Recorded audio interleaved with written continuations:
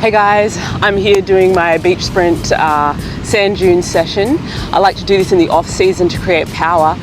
If you want to do a sand dune session, some tips I would give you is to make sure you go for the dunes that are not too steep, because you still want to keep your speed. If they're too steep, you're going to actually get really slow in your mechanics. When it comes to sprinting, a lot of people get sprinting wrong. They actually don't rest enough in between each rep.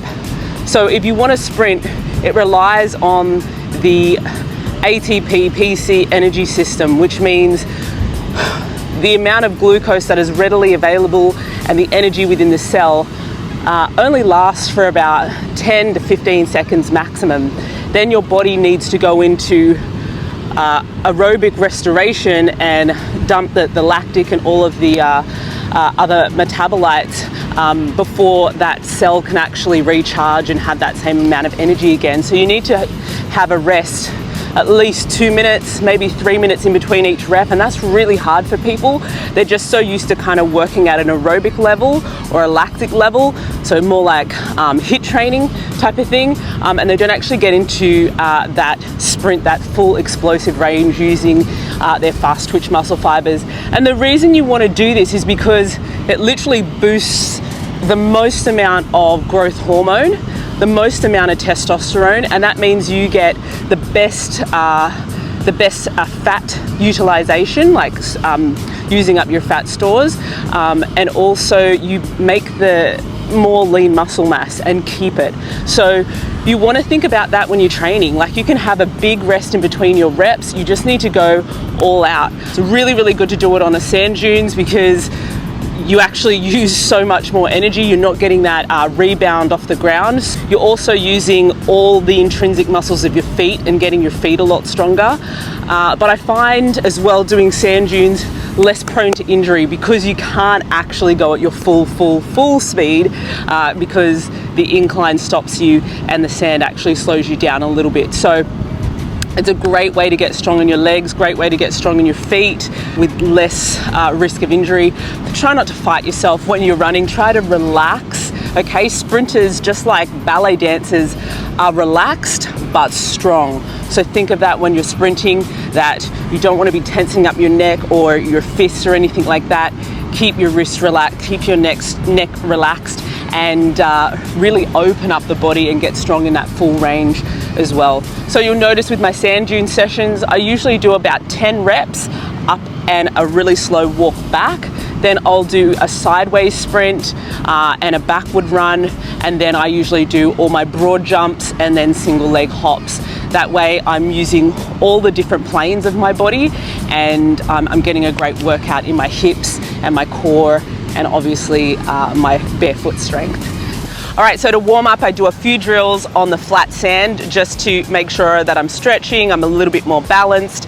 And then when we hit the dunes, I'm gonna go for 5 straight hit outs, and they're just at like a 60% pace, and then my body's fully warmed up. So then when I sprint, I'm not going to be at risk of tearing any muscles. My elasticity is now there in the muscle and I'm fully warmed up. So for the warm-up, I like to keep this pretty relaxed. I'm not as strict with the way the drills are done. I just like to get my core temperature up, get that spring in my feet happening, get my toes and my ankles really ready, especially when we're running in the sand. And so I'll do things here like the A-skip, my mobility drills like walking lunges, arm circles,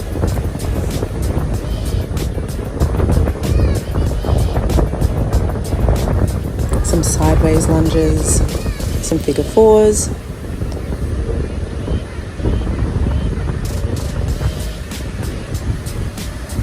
a glute stretch.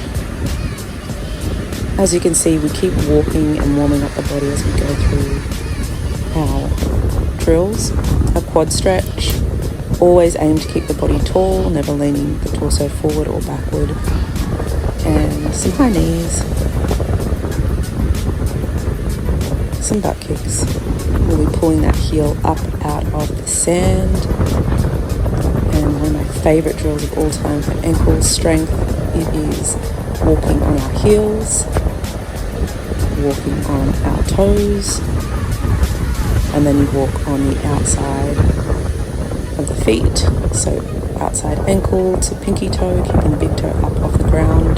So it's all the different planes of movement your foot would do, and the last one is walking on the inside border of the foot with the pinky toes staying up off the ground.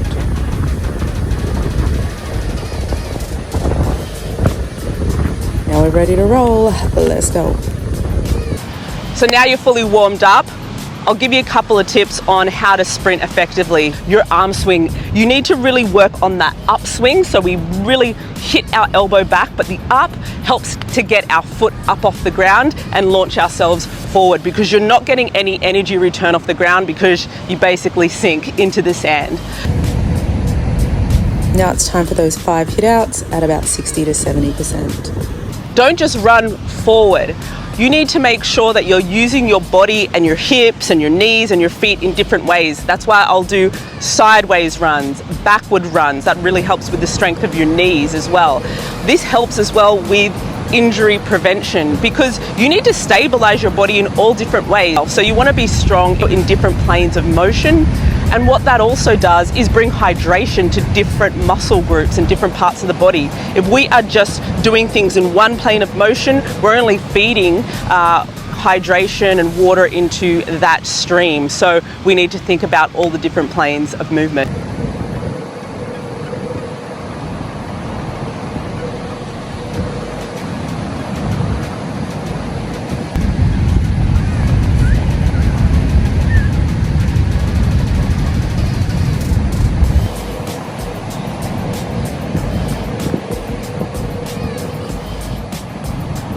Being on the dunes, it will slow you down, and being on the sand, it's a good way to slow you down, especially in early days, because if you go full out on a track, you're probably going to get injured because your tendon strength is just not there for the first 8 weeks probably. So slow and steady, but fast and powerful at the same time, as in like your training. Make sure you really just program right, and then start to go into your full sprint speed once your tendon strength has developed.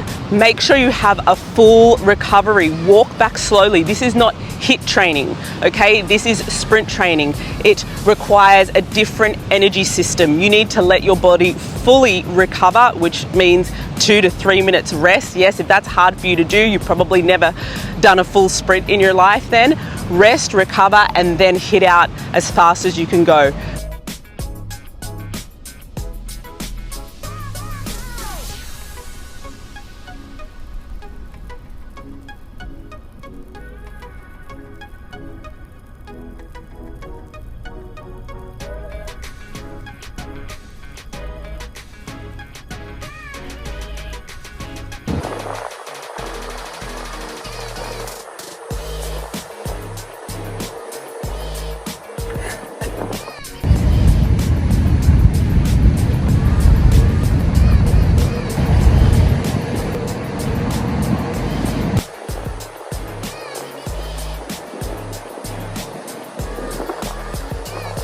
And my last tip is, when you are fatigued, it's time to go home.